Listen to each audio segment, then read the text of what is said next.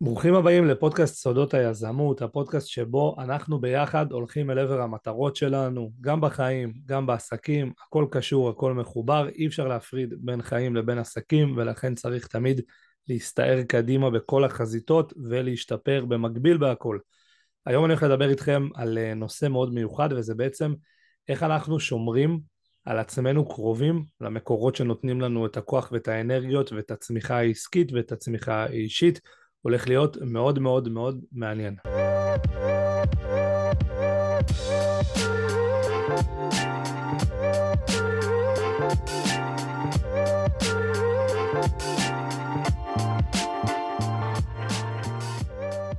אוקיי, אז קפצתי לי פה לשיתוף מסך, איזה כיף, ואני רוצה לדבר איתכם על הציטוט הבא מתוך תהילים, והיה כעץ שתול על פלגי מים, אשר פריו ייתן בעיתו, ועלהו לא ייבול, וכל אשר יעשה יצליח. אני מת על הציטוט הזה, באמת, אני כל כך אוהב את הציטוט הזה, שכמו שאתם רואים פה, מי שרואה כרגע את הגרסת וידאו, יש לי תמונה על הקיר במשרד, פה מולי, מול העיניים, ממש ככה שאני לא אפספס את זה לשנייה, יש לי את התמונה הזאת שעשיתי, כי יש פה מסר מאוד מאוד עמוק גם כמובן למי שמאמין וגם מי שפחות בוא נגיד בקטע. אני רוצה ללמד אתכם היום איך המשפט הזה יכול לעזור לכם בעסקים וגם בדברים שהם מאוד גשמיים. מבחינתי זה משפט שבאמת הוא מוביל אותי כל יום אני מסתכל עליו, כל יום אני חושב עליו, כל יום הוא גורם לי לערער ולחשוב על החיים שלי, על הדברים שאני עושה, על הדברים שאני עושה בעסקים, האם אני מחובר לשורשים שלי, למקור הכוח, או שלפעמים אני סוטה קצת לכיוונים שמבלבלים אותי, וזה מאוד חשוב. אז בואו נבין קודם מה המשמעות המקורית. המשמעות המקורית, קטונתי, כן, אני לא איזה רב, אבל המשמעות המקורית היא שככל שבן אדם נמצא קרוב וצמוד יותר לאמונה שלו ולאלוהים, כך הוא בעצם יצליח ויצמח יותר, כמו שעץ שהוא שתול ליד מקור מים, שמרווה אותו ומחיה אותו, ככה הוא בעצם יהיה עץ חזק יותר ובריא יותר ויצאו לו פירות והוא בעצם יצליח. ככה גם האדם, ככל שהוא מחובר יותר לשורשים שלו ולאלוהים, ככה בעצם הוא יצמח ויפרח. אז זאת המשמעות המקורית, ורק זה מספיק כדי לתת לנו המון כוח ואנרגיות. אבל בואו ניקח את זה ליזמות ועסקים, כי אנחנו פה כמובן כולנו עושים עסקים, מה שנקרא. אני קצת רגע אסגור את החלון, למה הציפורים פה בגינה היום והתוכים באיזה קרב, נראה מי ינצח. אז בינתיים סגרתי קצת, שפחות תשמעו את הציפורים. זה הצרות של מי שגר ככה במושב. אז בואו ניקח את זה ליזמות ועסקים. ככל שנהיה קרובים וצמודים יותר למקורות הערך והצמיחה שלנו, ככה נצליח בעסקים. תחשבו על זה שאתם בעצם העץ, העסק שלכם זה ענפים מתוך העץ, זאת אומרת אנחנו זה העץ ויש לנו את הענפים האישיים והמנטליים והפרטיים שלנו, ויש גם את מה שנקרא האזור העסקי, שבוא נגיד, בוא נודה על האמת, אנחנו בתור יזמים, רוב העץ שלנו באמת הוא עם ענפים של יזמות ועסקים, כי אנחנו באמת חושבים על זה כל הזמן, ואנחנו, זה מאוד חשוב לנו, בסדר, זה שונה הרבה פעמים מאשר באדם שככה הולך לעבודה, חוזר, אנחנו כל הזמן המוח שלנו בעשייה שלנו, וזה מה שהופך יזמים גם למוצלחים יותר או פחות, לדעתי, ככל שאנחנו יותר חיים את זה בשוטף, בתודעה שלנו, ולכן אנחנו בעצם רוצים לראות שהעץ הזה צומח וגדל, ושנוכל בעצם להצליח. אז ככה אני מסתכל על זה. עכשיו פתאום שתסתכלו על זה ככה, גם מי ששוב פחות מאמין, אם תסתכלו על זה ככה, תחשבו שבאמת זה מלווה אתכם מתחילת מסע היזמות שלכם. ככל שאתם יותר צמודים למקורות הערך והצמיחה שלכם, ככה אתם מצליחים. אתם רואים את זה בעצמכם כבר, ופה אני אתן לכם כמה דוגמאות למקורות של ערך וצמיחה, שאני ככה אוהב לוודא שאני תמיד נשאר צמוד אליהם ולא מתפזר. אז מקור הצמיחה מספר אחד, הכי חשוב, לפני הכל, זה הלמה שלנו. זה בעצם למה אני עושה את מה שאני עושה. למה אני בכלל החלטתי שאני רוצה עסק מהאינטרנט, או עסק בנדל"ן, או להיות יזם, או להקים איזה הכנסה צדדית מהאינטרנט. כל אחד ומה שהוא עושה, הכל מבורך, הכל יפה. למה בכלל אני עושה את זה? כסף הרי זה לא באמת. עכשיו אני צריך פה תמיד לראות שכל פעם שאני עושה את הדברים שאני עושה, אני נזכר למה אני עושה אותם. זה מאוד חשוב. ככל שאנחנו מתרחקים מהלמה הזה, אנחנו מאבדים את עצמנו, גם את המצפן העסקי שלנו, וגם בעצם את האנרגיות לבוא ולהיות ככה תמיד בשיא הפוטנציאל שלנו. צריך לחשוב למה אני רוצה להצליח בכלל, איך אני ארגיש כאשר אני אצליח, זה משהו שהרבה אנשים לא חושבים ביום יום, באמת לחשוב איך אני ארגיש שאני אשיג את מטרה X או את מטרה Y, איך זה יגרום לי להרגיש קודם כל בעיני עצמי, אולי אחרי זה גם בעיני הסביבה, המשפחה, הילדים, יהיו גאים בי, איך זה ייתן לי להרגיש, זה מקור הצמיחה מספר אחד שלנו והוא הכי חשוב, בלעדיו קשה להיות הרבה זמן בעשייה שהיא ככה עשייה יותר אינטנסיבית ומאומצת. דבר שני, מקור צמיחה מספר 2, זה הקהילה שלנו.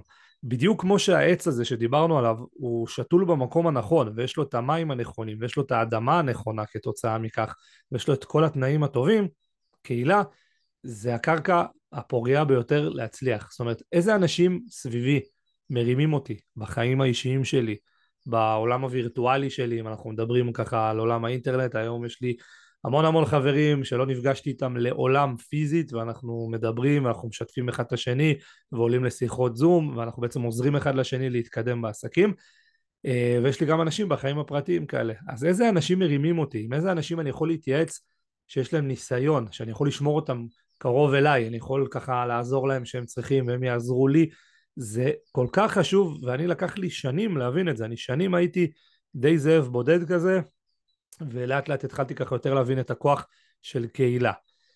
וגם איזה אנשים אני יכול להשתמש בהם כדי לקדם את המטרות שלי, ואני אומר להשתמש במובן הכי טוב של המילה, בסדר, אנחנו כולנו משתמשים באנשים אחרים והם משתמשים בנו, במיוחד בעסקים, וזה בסדר, כל עוד אנחנו משתמשים באנשים בצורה שהיא ווין ווין, זאת אומרת אני השתמשתי בו, הוא השיג את האינטרס שלו כתוצאה מזה, אני השגתי את האינטרס שלי, מבורך. איזה אנשים כאלה אני יכול לשים סביבי, שאני אוכל להשתמש בהם ולהיעזר בהם כדי לקדם את המטרות שלי. אז זה מקור צמיחה מספר 2. מקור צמיחה מספר 3 זה מאוד חשוב, זה מטרות ויעדים. זה שונה, אם דיברנו מקודם על הלמה שלי, שזה משהו הרבה יותר עמוק וככה פנימי, המטרות והיעדים זה מה שאמור להגשים את הלמה. זאת אומרת, אם אני נכנסתי לאינטרנט כדי לגור פה במושב מרוחק וככה להיות בכיף שלי עם המשפחה, לשחק כדורגל עם הילד בגינה, כל המטרות והיעדים שלי הם צריכים להגשים לי את הלמה הזה, את הסיבה המרכזית. אז לכן מטרות ויעדים זה משהו מאוד חשוב. אם אני קם בבוקר ואני בא לפה למשרד בבית בגינה ואני מתיישב ואני לא יודע לאן אני הולך ואני לא יודע מה אני רוצה לעשות היום ומה יביא אותי לשם, זאת אומרת לאן אני רוצה להגיע ומה יביא אותי לשם, אין לי איך לצמוח. ככל שאני יותר מתרחק מהמטרות והיעדים שלי, והמטרות והיעדים ככה מתקררים, אני אוהב לקרוא לזה, ככה קשה לי באמת לצמוח ולהתקדם. אז מטרות ויעדים זה משהו שצריך להיות לכם מול העיניים. אני למשל היום נוסע במיוחד, כי לא מצאתי בבית פתקים כאלה שמדביקים, כי עשיתי לי פה משרד חדש, ויש לי ככה מקום מעל המסך פה להדביק כל מיני פתקים עם תזכורות, עם מטרות, עם יעדים, אז אני נוסע במיוחד ללכת לקנות פנקס, עד שזה לא יישב לי פה מול העיניים בצורה שאני רוצה, אני לא אהיה רגוע. כי זה באמת חשוב לי שזה יהיה מול העיניים, זה שונה לפחות בעיניים שלי מאשר לכתוב רק את הדברים האלה באיזה מחברת שפעם בה אנחנו מוצאים. מה שבאמת חשוב לי, אני שם מול העיניים, יש לי פה עוד תמונות, אתם לא יכולים לראות, יש לי פה עוד תמונות עם כל מיני מסרים, שזה דברים שאני רוצה שהם יהיו לי מול העיניים, שזה ייכנס לי גם לתת מודע. אז תעשו לכם את זה גם, מאוד ממליץ. מקור צמיחה, מספר 4. תוכן מעשיר. זה חשוב ברמות היסטריות. עכשיו זה עובד גם לשני הכיוונים, זאת אומרת אני רוצה להוסיף תוכן מעשיר לתודעה שלי, ואני רוצה להוציא תוכן מוריד, או תוכן ממית, אנרגטית ונפשית, אני רוצה להוציא גם מהתודעה שלי. זה אומר שאני יפחית, או בכלל לא יצפה בחדשות, לא יהיה לי אפליקציה של חדשות בטלפון, אני לא יישב ויראה חדשות, אני לא אתעדכן בכל דבר שקורה, אני לא אדבר, דרך אגב זה גם כנ"ל לגבי אנשים שאנחנו מכירים, זה לאו דווקא רק תוכן מעשיר, אני לא אהיה בסביבת אנשים שמורידים אותי, אז גם מן הסתם אני לא אראה תוכן שמוריד אותי, בסדר, זה עובד אותו דבר, ומה שאני אעשה, אני אחליף את זה, תחשבו שזה כאילו סוג של, זה הדשן, אם דיברנו על עץ ועל אדמה, ויש את השמש ויש את התנאים ואת המים, אז התוכן המעשיר בעיניי זה משהו כמו הדשן, בסדר? השורשים, בסדר, לא דיברנו על זה מקודם, אבל השורשים זה בעצם הלמה. הלמה שלנו זה השורשים, מפה הכל יוצא, זה הסולם ערכים שלי, והסיבות שאני בכלל רוצה לעשות את מה שאני עושה, כל זה זה השורשים. הקהילה, אני רואה את זה כמו בעצם האדמה מסביב לעץ, המטרות והיעדים, זה בעצם יכול להיות הענפים, כל אחד שיסדר לו את זה בראש איך שהוא רוצה, בסדר? העיקר שתעשו את זה. והתוכן המעשיר זה סוג של דשן, זה מה שבעצם מדשן לי את האדמה, וזה מה שבעצם הופך את העץ להרבה יותר חזק והרבה יותר רציב, והפירות הרבה יותר טובים.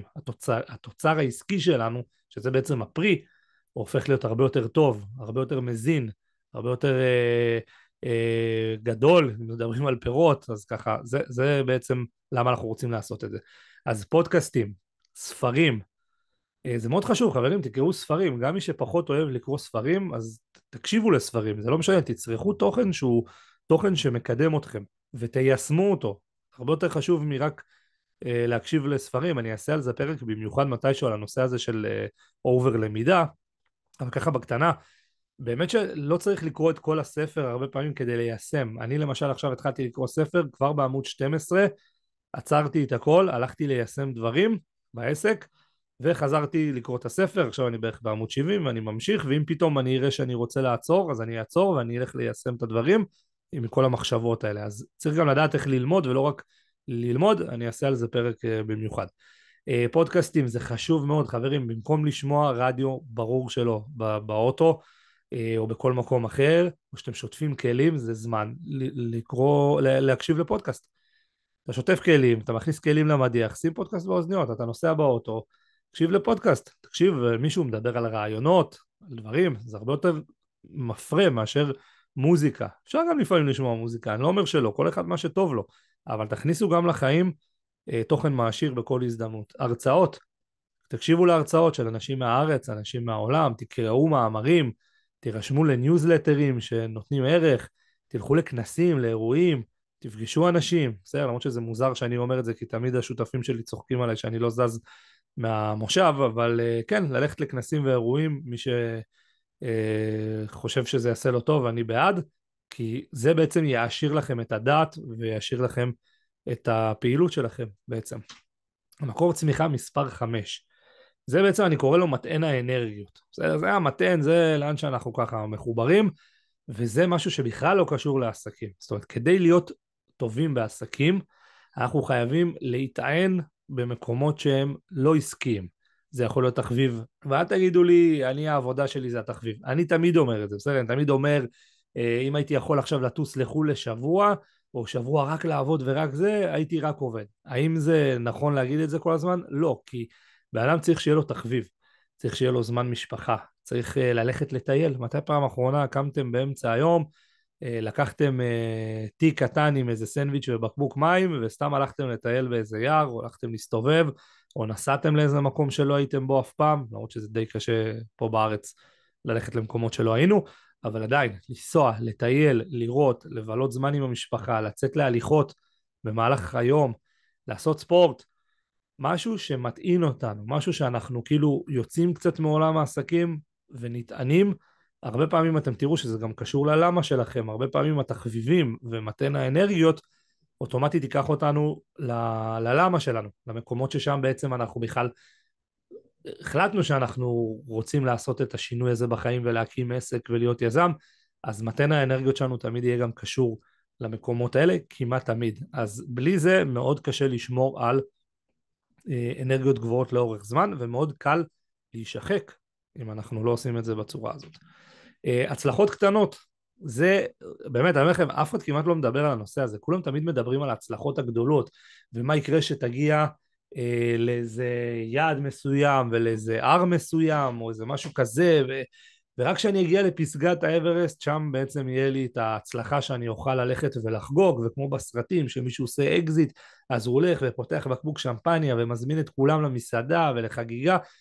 חברים, תעשו את זה בהצלחות הקטנות שלכם, תשתפו את הקהילה שלכם, את החבר'ה שלכם, תשתפו את המשפחה, תחגגו שאתם מגיעים להצלחה קטנה, הרווחתם 100 שקל באינטרנט, קחו את ה100 שקל האלה, אני אומר לכם באמת, לכו תקנו לעצמכם, לכו למסעדה, בסדר?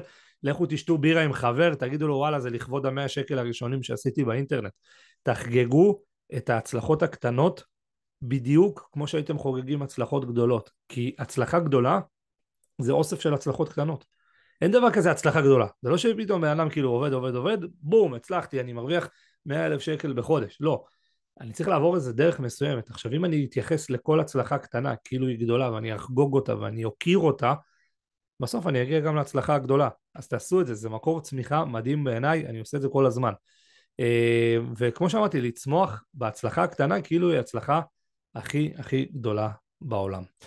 אז אלה ששת הדוגמאות שאני בעצם ככה בחרתי להציף, שאני משתדל. אבל קודם כל אני אשמח אם תשתפו אותי פה במקורות הצמיחה שלכם, זה יכול להיות בתגובות, בספוטיפיי או ביוטיוב או איפה שאתם לא צופים או מאזינים לפרק הזה, ותשתפו אותי, מה מקור הצמיחה שלכם? מה אתם יודעים שאם אתם נצמדים אליו, זה בעצם עוזר לכם לגדול ברמה העסקית בעיקר, דיברנו פה, ראיתם, בעיקר על הרמה העסקית, לא דיברנו פה על החיים הפרטיים,